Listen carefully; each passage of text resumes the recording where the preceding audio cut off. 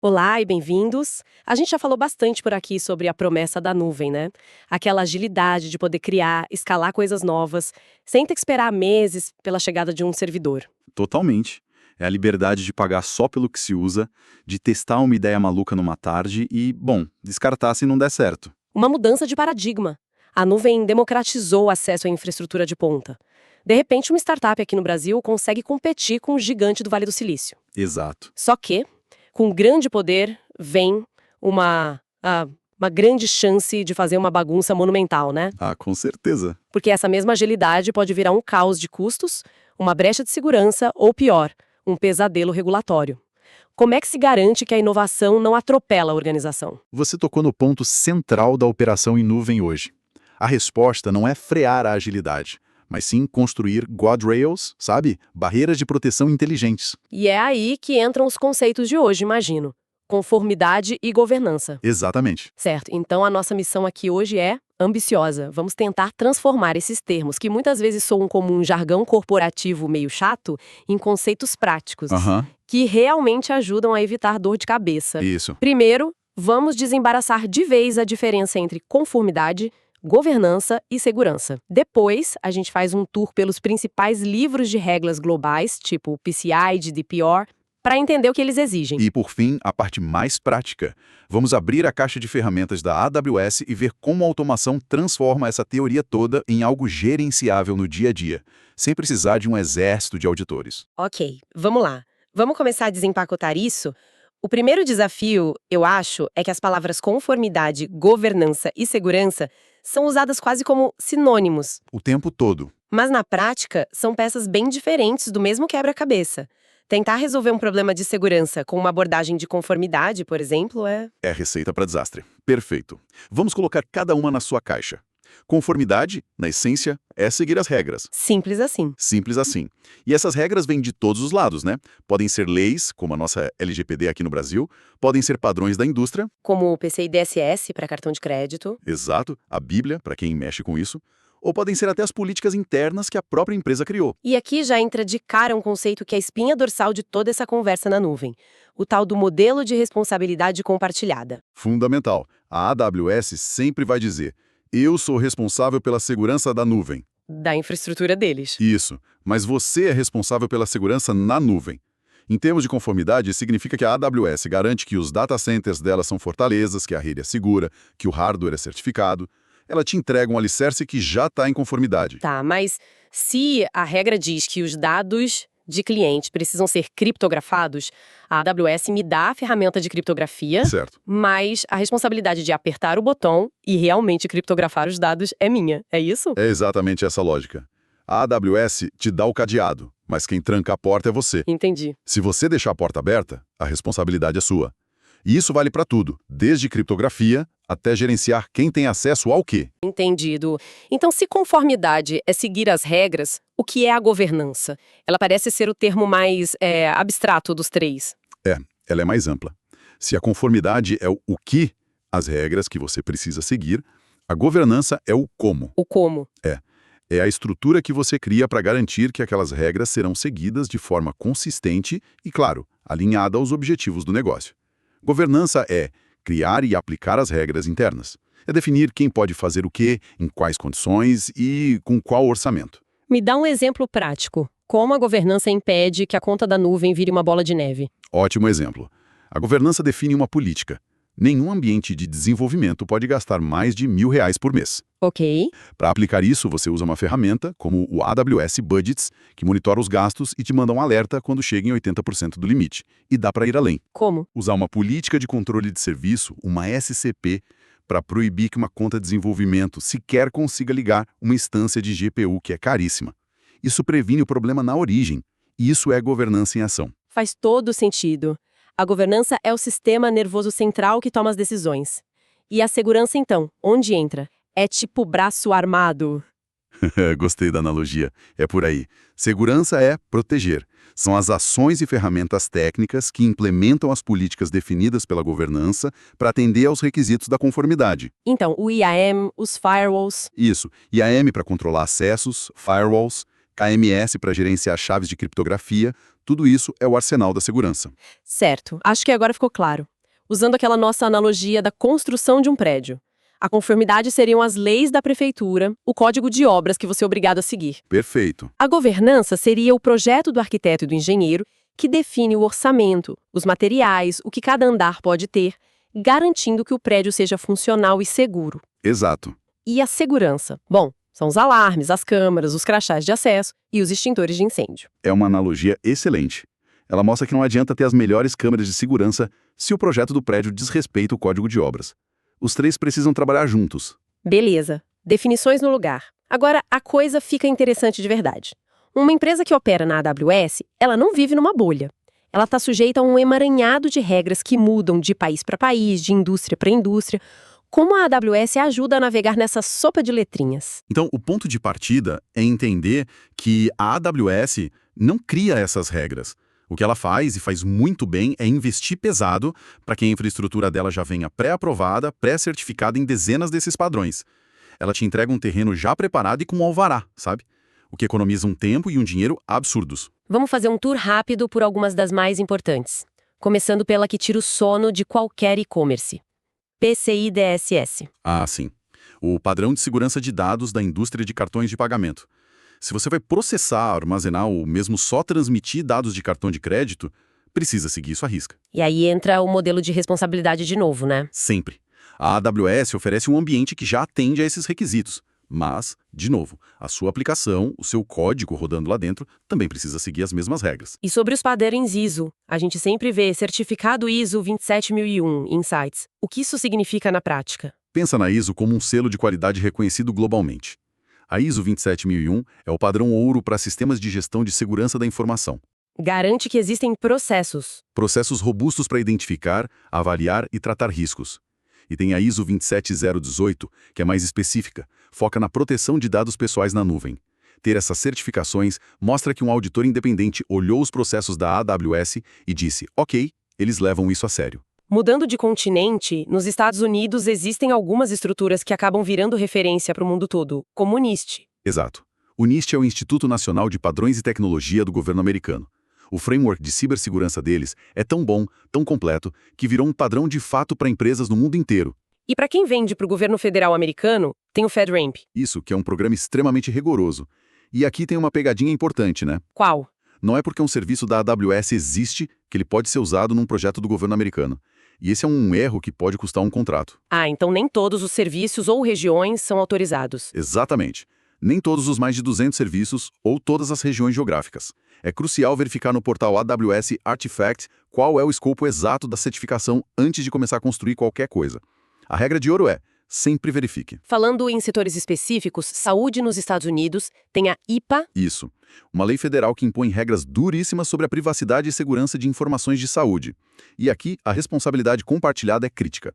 Para usar a AWS para isso, você precisa assinar um contrato específico com eles, o chamado BAA, o Business Associate Addendum. Só depois disso você pode começar a processar dados de pacientes. Só depois. Mas mesmo com o BAA assinado, se um desenvolvedor da minha equipe deixar um banco de dados com prontuários médicos aberto para a internet, a culpa não é da AWS, certo? A culpa é inteiramente sua.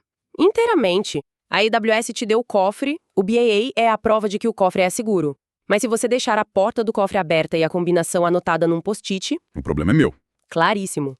E na Europa, o bicho-papão da privacidade de dados é o GDPR. O Regulamento Geral sobre a Proteção de Dados. Ele estabelece direitos para os cidadãos da União Europeia sobre seus dados.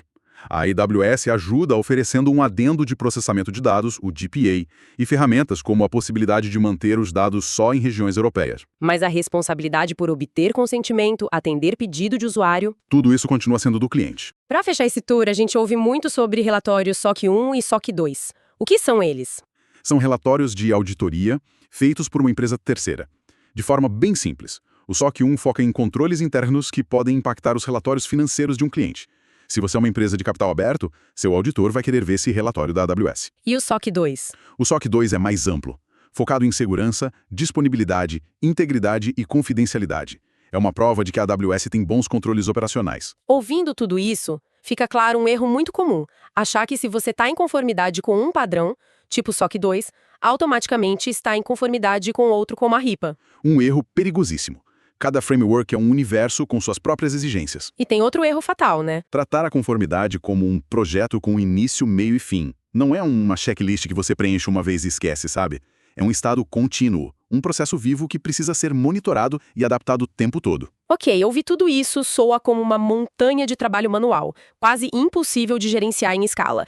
Imagino que a resposta para não enlouquecer com planilhas e checklists seja a automação, certo? Com certeza. Quais são as ferramentas que a AWS coloca na mesa para resolver esse quebra-cabeça? Exatamente por aí.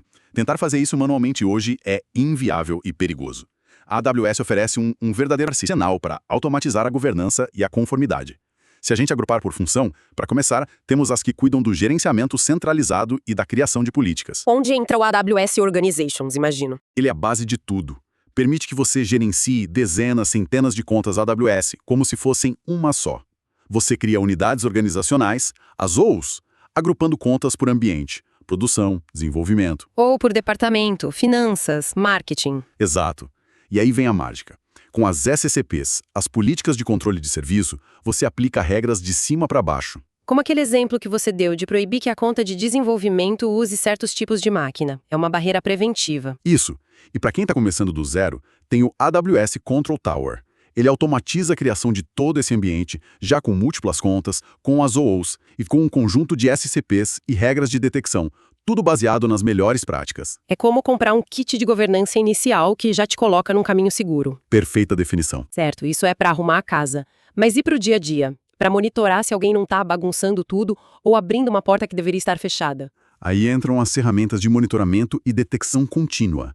A principal aqui é o AWS Config. Eu gosto de pensar nele como um auditor digital que nunca dorme. Um dedo duro do bem. Isso. Ele grava o estado de configuração de todos os seus recursos, o tempo todo. E o mais importante, ele avalia continuamente essas configurações contra regras que você define. Se um bucket S3, que deveria ser privado, de repente fica público, o config detecta em minutos. E pode até acionar uma automação para corrigir. Falando em problemas, tem uma dúvida comum. A diferença entre um problema de configuração, como esse do bucket, e uma vulnerabilidade de software, tipo uma biblioteca desatualizada no servidor. Como a gente separa isso? Ótima pergunta. O AWS Config é o especialista em configuração. Ele olha para fora do recurso. Já o Amazon Inspector é o especialista que olha para dentro. Dentro. Ele faz uma varredura contínua das suas máquinas virtuais e containers e diz: "Ei, essa versão do Apache que você está usando tem uma falha de segurança conhecida." Ou essa porta de rede está aberta para a internet e não deveria estar. Ele encontra as vulnerabilidades no software. Ok, então temos uma ferramenta para configuração, outra para vulnerabilidades. Isso já começa a parecer uma chuva de alertas e dashboards. Existe um comandante para organizar esse exército e me dar uma visão única do que realmente importa? Existe, e ele se chama AWS Security Hub. É o painel de controle central. Ele agrega os achados do Inspector, do Config, do GuardDuty, que detecta atividades maliciosas, e até de ferramentas de parceiros. E não só agrega, ele correlaciona e prioriza. Isso é importante. Muito. Além disso, ele roda verificações contínuas contra benchmarks de segurança, como o do CIS, ou padrões como o PCI DSS, e te dá uma nota de conformidade em tempo real. E aqui a gente vê aquela ideia se materializando, né? A virada de chave não está em nenhuma dessas ferramentas isoladamente, mas em como elas se conectam. Exatamente. O Config detecta uma alteração, o Inspector sinaliza uma vulnerabilidade e o Security Hub centraliza o alerta e o contextualiza. A governança moderna não é sobre gerar relatórios para uma pessoa ler uma vez por mês.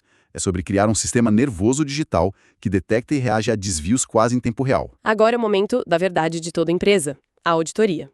Chega o auditor externo e pede: me mostre as evidências de que vocês seguiram a regra X, Y e Z nos últimos 6 meses. Preparar isso deve ser um trabalho. De semanas. E aí que entra o AWS Audit Manager. Ele foi criado especificamente para automatizar essa coleta de evidências. Ele já vem com frameworks pré-construídos para PCI, RIPA, SOC 2. Você escolhe o framework e ele começa a coletar e organizar automaticamente as evidências do seu ambiente AWS, mapeando para cada controle. Então, em vez de uma pessoa caçando logs e tirando screenshots, a ferramenta gera um relatório pronto para o auditor. Exatamente. E se o auditor pede a documentação da própria AWS? O relatório SOC 2 deles, por exemplo. Para isso, a solução é o AWS Artifact. É um portal de autoatendimento. Lá você encontra todos os relatórios de conformidade da AWS e os acordos legais, como o BAA da HIPAA ou o DPA do GDPR. É só entrar, aceitar os termos e baixar o PDF. Isso. Acabou aquela novela de abrir ticket de suporte e esperar dias pela documentação. Fantástico. E para fechar o arsenal, temos as ferramentas de governança, que olham para algo igualmente crítico: dinheiro e licenças. Com certeza. Já falamos do AWS Budgets, que é seu gerente de banco pessoal te avisando sobre os gastos, e temos também o AWS License Manager. Parece um detalhe, mas resolve uma dor de cabeça gigantesca. Imagino, controlar a licença em ambiente dinâmico deve ser um pesadelo. Como você controla licenças da Microsoft, Oracle, SAP, com máquinas subindo e descendo a cada minuto? O License Manager amarra suas regras de licenciamento diretamente à sua infraestrutura. Você diz a ele: eu tenho 50 licenças de Windows Server. E ele pode impedir que a 51 instância seja criada, ou pelo menos te alertar. É a governança financeira e legal atuando de forma proativa. Exato. Evita uma multa milionária por violação de contrato. Uau! É um ecossistema realmente completo. Então, se a gente amarrar tudo isso, qual é a grande conclusão? Que agilidade e governança não são inimigas. São duas faces da mesma moeda. A nuvem te dá uma velocidade incrível. Mas para usar essa velocidade sem sair da pista, você precisa desses guardrails automatizados. Conformidade é seguir as regras. E governança é o sistema inteligente que você constrói para garantir que as regras sejam seguidas. E a AWS, pelo visto, não te dá só o carro de corrida, mas também o sistema de telemetria, os freios ABS e o controle de tração para te manter segura. É uma ótima forma de colocar. E vale reforçar o mantra: a conformidade é uma jornada contínua, não um destino. As ferramentas automatizam o trabalho pesado, mas a estratégia, a definição das políticas, a supervisão final continua sendo humana. A responsabilidade é sempre compartilhada. Sempre. Perfeito. Essa nossa conversa toda me deixou com uma pulga atrás da orelha. A gente falou muito sobre como usar a governança para restringir. Certo. Restringir custos, restringir permissões, restringir riscos. É a governança como um mecanismo de defesa. Que é o seu papel fundamental, sem dúvida. Mas e se a gente invertesse a lógica? Se é possível criar políticas tão granulares para evitar o que é indesejado, será que não poderíamos usar a mesma tecnologia para incentivar ativamente a inovação de forma segura? Interessante. Como assim? Penso em usar essas mesmas ferramentas para criar areias de experimentação, a sandbox, sabe?